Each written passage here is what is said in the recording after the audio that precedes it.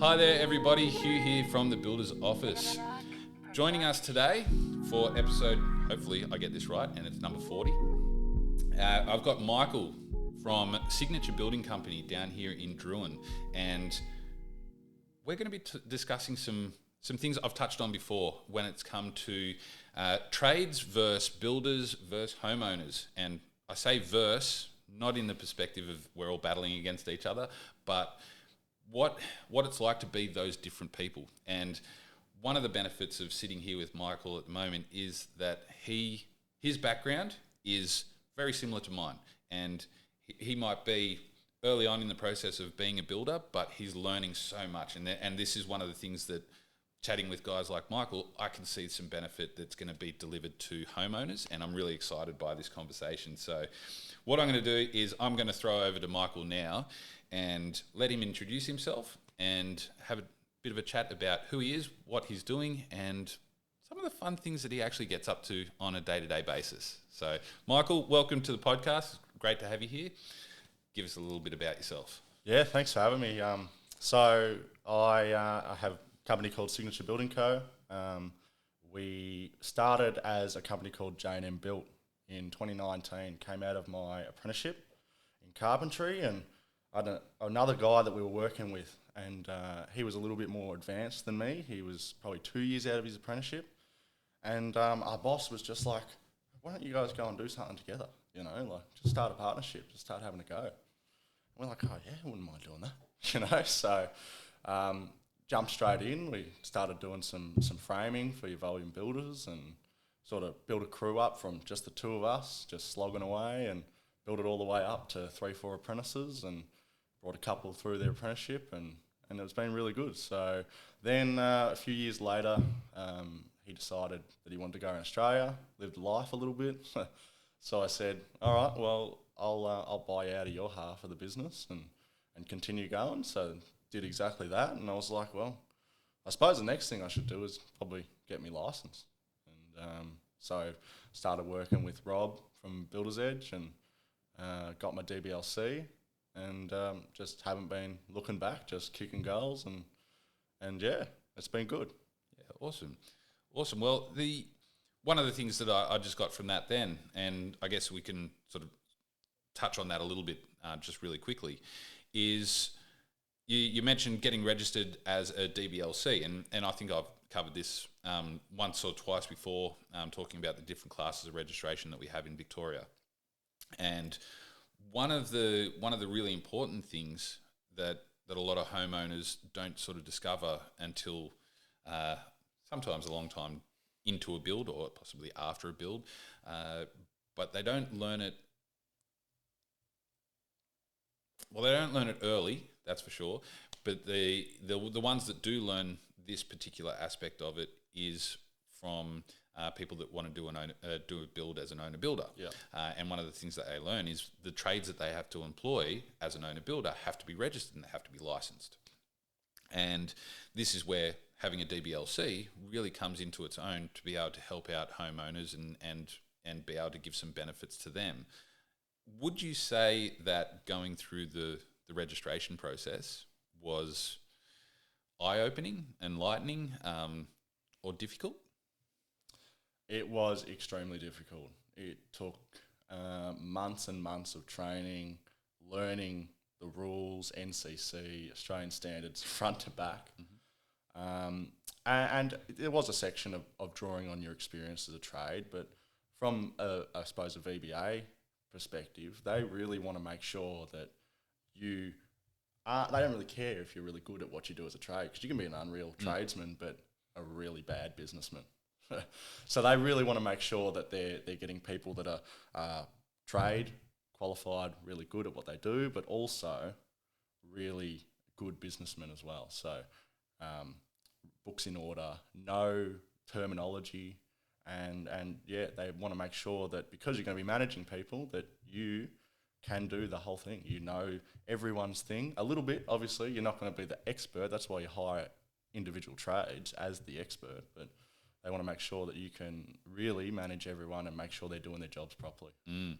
Yeah, and that's one of those really pivotal things that I I've seen this for a long time myself, but it's that whole aspect of making sure that the guys are actually going to be above board. And yes, registrations come into it in that sense that it gives the security to homeowners and whoever it might be that these guys, they've passed an examination by a governing body and people that can license them to be able to do the work, to make sure that they've got the business knowledge to be able to do the work, and it's not just your typical everyday run-of-the-mill carpenter or bricklayer or whoever it might be that's out there that's trying to do the work, but then they don't have the business acumen to understand that, hey, hold on a second, I've got to know how to make sure that the budget's going to be right, that everyone's going to be getting paid on time, and they've scheduled everything as they should, and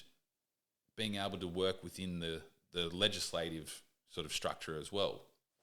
So I think that it's brilliant, and I really want to see more registered carpenters, registered bricklayers, plasterers, whoever it may be, anybody that can get a registration. It would be brilliant to sort of see that sort of thing happening more. It gives more security, even to a builder, to know that the guys that are doing the work, they've gone through the information. They know the ins and outs of what's going on, because how many times do we hear stories of someone getting a trade and like they disappear. The trade disappears, or they don't turn up, or all things like that.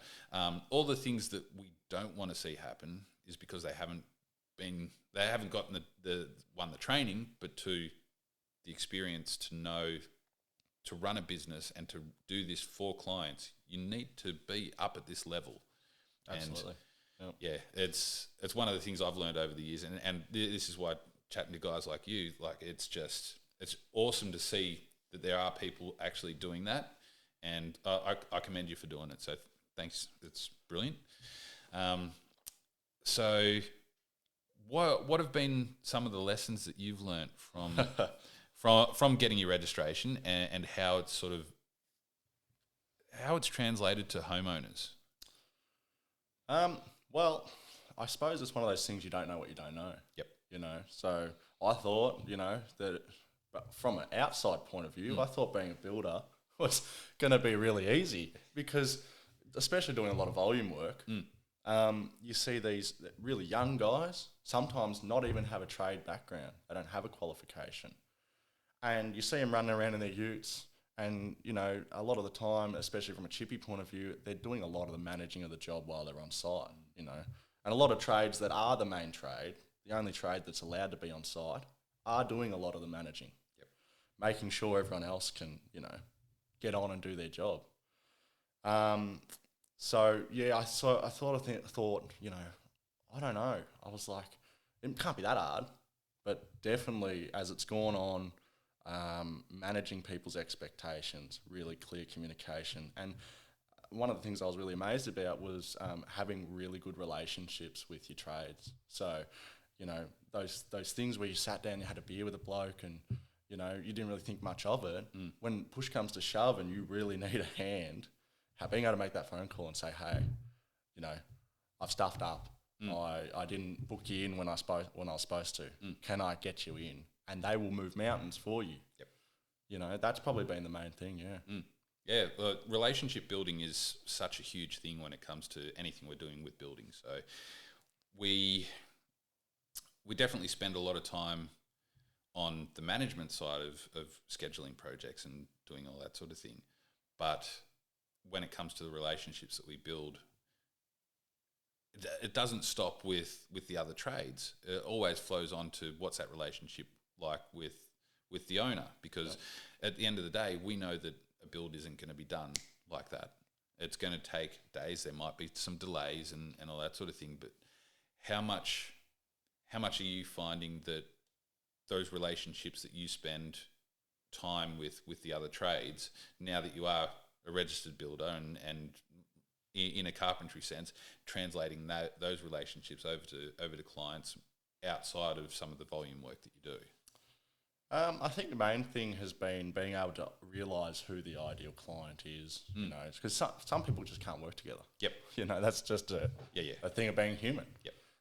So, you know, being able to say, look, I'm sorry, I don't think we can work together because maybe it's because my license doesn't correspond with what they need done, or whatever it may be. But, you know, being able to effectively tell someone what's going on is really important, and being able to, you know, say it how it is as well is probably the most important thing, because a lot of people can see straight through you. If you're lying, if you're not being genuine, they'll see straight through you. So you've got to just be straight shooter. You've got to wear your heart on your sleeve and say it how it is, because that's what everyone wants at the end of the day. You know, they want a really great house. They want to complete their project really well. But if your builder's not communicating with you, and that's what I found here with my house, it makes it very difficult to plan your life. You know, the flow-on effect is we built the house for them, and that's really great. But then they've got to work out how, okay, maybe they need landscapers in to finish the landscaping. They need to move. They've got to finish up their rental. Whatever might be, you know, it's really hard if you're not communicating it. And the pressures that do come from outside whenever you're doing any building, the relationship that you have with, whether it is just a tradesperson, whether it is the builder or whoever it might be, those relationships need to be solid. And that's where it comes into the communication aspect of things, where you can have that conversation and just go, hey, look, we're really pressed for time at the moment. We've had all these things come into our lives, and we need to be able to do this. Are you going to be able to achieve the finishing date that you say you're going to? If you're not, it means we can rearrange things. But if we're left with ambiguity, I guess you'd say, we're going to be up shit creek. And right, and like, let's just say, for example, it's okay. Well, the rental that we're living in while we're building this, or something like that, we've only got a certain period, and we can only afford to be there for this amount of time. As soon as we start getting into the higher outlays and the progress claims that come in, our mortgage level goes up. As soon as we get to a point, we're not going to be able to afford comfortably both at the same time. And with the interest rate rises that are happening at the moment, it's only progressively getting worse. And okay, there are some builders out there that do communicate well. There are others that don't. And you were mentioning earlier about the experience you had with building this home here, and it's scary when we sort of think about the issues that came along with it. And you touched a little bit on it just then, with the landscaping not being particularly great, or the way that it was left was quite painful. And yeah, I guess you could say, like, when it comes to the other side of the sword, we can talk about things from a builder's and a trades perspective. But when you start getting into the homeowner's perspective and going, I've got all these pressures happening, I need these guys to be communicating. What's their level of communication like, and what's the difference between a volume builder and, say, yourself being a small builder, working with clients, and you're the point of contact? There is so much of a difference. Definitely.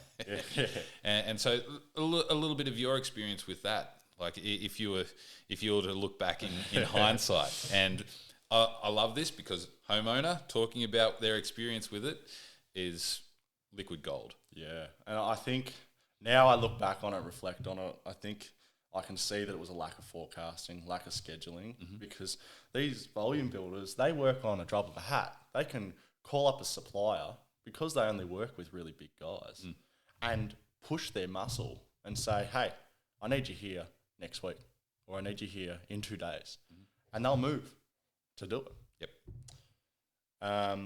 Whereas with us small builders, we can't do that. We have to be forecasted out for a long period of time. We have to have everyone locked in and make sure no one's pushing. Because that's another thing they do. They put so many people so close together, and then one domino falls in that mix, and it pushes their whole schedule out, and then you blow out 2 weeks. And you do that a few times a build, and they're massively out by the end of it. So like this house, we were 6 months out in the end. And, you know, it was a terrible experience for us, because we had a life that we sort of planned to start, and we couldn't get there because they couldn't finish the house. You know, like we had all these pressures, like you were saying, and it was a really stressful time for us too. And especially being a builder, and you could see they were just lying. Yep. It was really painful, you know. From a client perspective, they might not know any better. Yep. And that's just how it is. But when you've got a background in it and you know what's going on, it makes you furious. Yes. Yeah, and those little intricacies, because you do see both sides. Now, I don't know, did you do any work on the house with the builder? Wasn't allowed to. Wasn't allowed to? No. So that I reckon it's because they don't want to have the messiness there if you're a supplier and the client. Yep. But yeah, wasn't allowed to do anything here in the end. And same thing, you're not allowed on site and things like that. Okay. Yeah, they don't want clients on site without the supervisor. Yeah, well, look, at the end of the day, I can understand that. From a builder's perspective, the part of contracts is that the builder takes possession of the site. Yes. And that's written into law. So we know that is going to be part of it. So I'll touch a little bit on this now, where from a builder's perspective, because it's safety, work cover, public liability, all those sorts of insurances come into it. And if there is an injury or something goes wrong, the liability ultimately is on the builder. So I can see that from a builder's perspective. From a homeowner's perspective, I also see it as, well, it's their property and they want to be able to see what's going on. And if they can help progress things, then a lot of times, especially with my clients, they want to try and help progress things. Yeah. And I see that, being a small builder, not a volume builder, that if I can facilitate that, yes, I'd like to be there and happy to book in a time and do that sort of thing. Yes, sometimes I might get upset if people just sort of turn up and they're just there constantly, and they might be distracting things or causing issues with trades, and I don't know about it because I might not be on site at the time. But that's where the concerns come in from a builder's perspective. But I want homeowners to actually feel like they're part of it. We're just a big family. We've got a relationship going on that's going to be 12 months, 6, 12, 18 months long. We've got to make this work. Yep. So from a homeowner's perspective, being told that you're not allowed to come on site, I can see why that would be really frustrating. Yeah. And I know I was actually watching a build around the corner from my house up in Vermont, and the homeowner, I would see the homeowner there after dark while it was being built, and that was being built by a volume builder. And I'd be driving past, and I'd think to myself, I wonder if this homeowner knows that, hey, the volume builder might lose it if they're turning up on site and nobody knows what's going on. If they injure themselves, what's going to happen? Yeah. Are they going to tell the builder that they've injured themselves, or are they just going to go off and then it's going to be something that's fizzling away in the back of their mind for however many months or something along those lines? I did actually catch up with that homeowner. I was walking past with my dogs one day, and I just sort of asked him how the build went and that sort of thing. It was interesting to sort of see his perspective, and I think that one of the things, because this guy was, I can't remember the name of the company, but he was working for a crane company, obviously involved in the building industry in somewhat shape or form, and so I think that from his perspective, he was there pushing things along just to say, okay, this is happening, or checking for defects and that sort of thing, making sure that was all happening, because we all know that defects happen.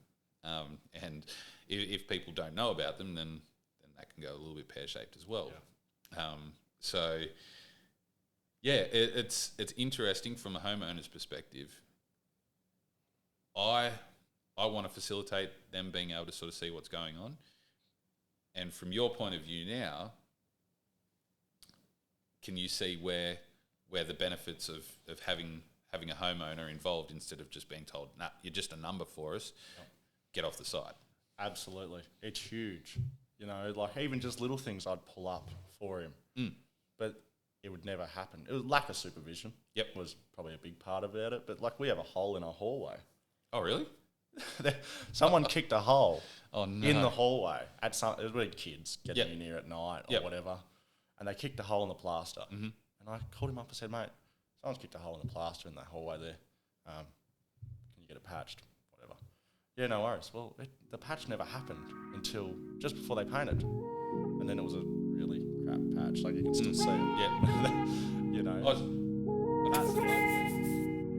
Yak production.